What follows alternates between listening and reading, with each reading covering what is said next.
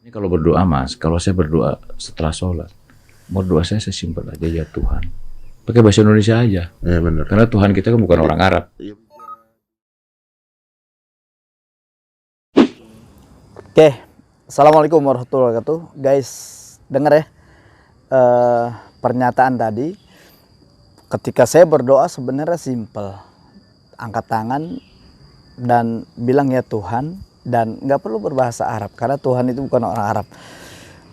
Dan gue kali ini mau komentari pernyataan ini. Pertama, Tuhan itu bukan orang, apalagi orang Arab.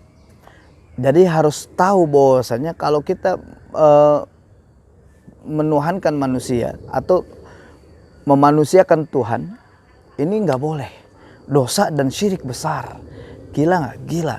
Ini masuk dalam ranah syirik pada Allah Subhanahu wa Ta'ala. Namun yang menjadi pertanyaannya adalah kenapa kok ada identifikasi bahwasanya Arab tuh dimusuhi banget. Kenapa? Sebenarnya yang dimusuhi Arabnya atau Islamnya? Oke, kita kaji. Rasulullah SAW itu dari suku Arab. Bahkan Al-Quranul Karim Allah turunkan dengan berbahasa Arab.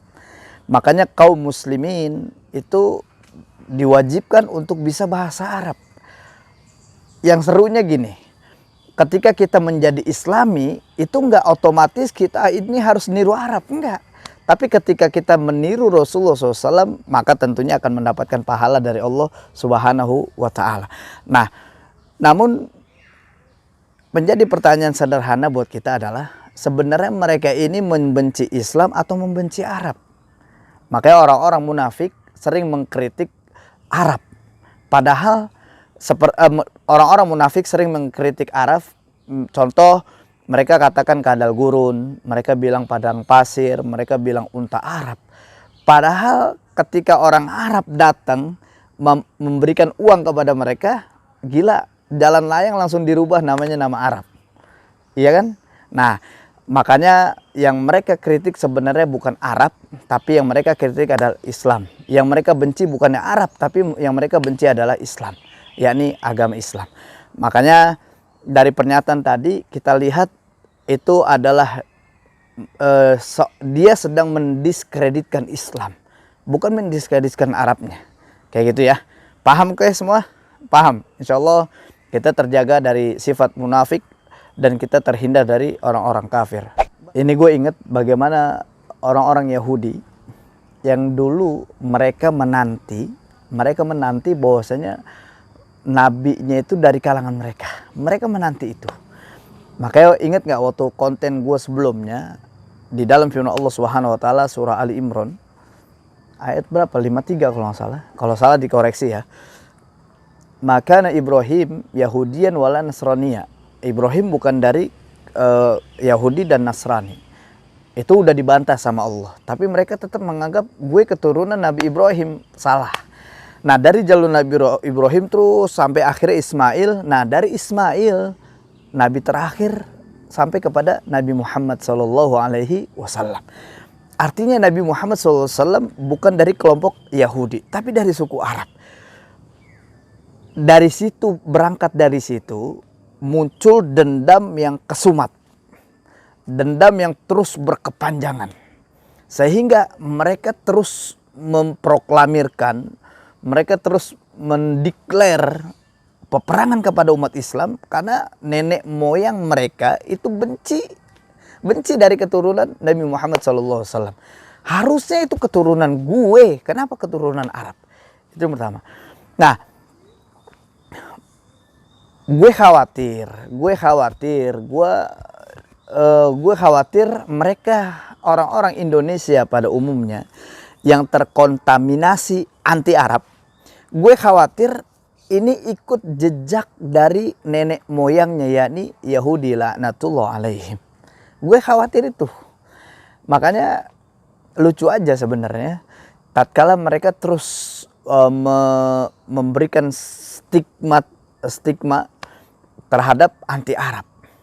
Padahal kalau kita lihat ya, kalau kita berangkat dari asimilasi bahasa yang ada di Indonesia, itu banyak dengan bahasa Arab. contoh ya, misalkan sahabat, sahabat dari mana? Dari Arab, bahasa Arab. Terus sahabat karib, temen deket. Kalau kita bilang sahabat karib gue nih, karib bahasa Arab, dekat artinya. Sahabat dari bahasa Arab. Terus duniawi, ikhrawi, kehidupan akhirat itu dari bahasa Arab. Gitu. Jadi kalau memang mau meninggalkan Arab, anti Arab, menghilangkan Arab, ini nggak bisa juga sebenarnya. Makanya gue bilang dari awal, jangan-jangan yang dibenci bukan Arabnya, tapi memang yang dibenci Islamnya. Gitu. Terus bicara teror, ya. Kenapa kok saat ini yang Islam tuh identik dengan teror? Padahal Allah turunkan Islam, ya, itu bukan untuk Arab, tapi untuk seluruh alam. Rahmatan lil alamin, untuk seluruh alam manusia. Di dalam sejarah, kalau kita lihat peperangan-peperangan, umat Islam ketika dalam perang, semua dalam sejarah tercatat hanya 1014 korban.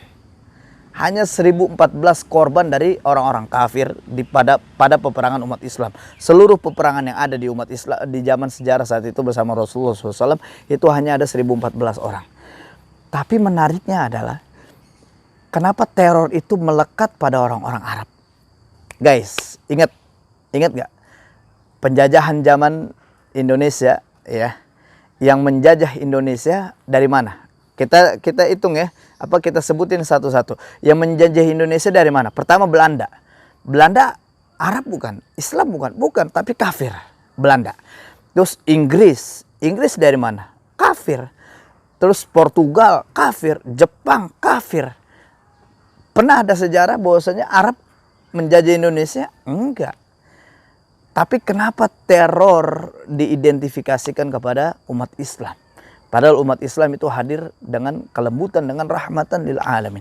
Makanya yang masih terjebak dengan kontaminasi ini, yang masih terjebak dengan stigma si anti Arab ini, sadar deh bahwasanya mereka bukan lagi membenci Arab, bukan sedang membenci Arab, tapi mereka sedang membenci umat Islam, di mana Rasulullah SAW lahir di suku Arab, di mana Al-Quranul Karim berbahasa Arab.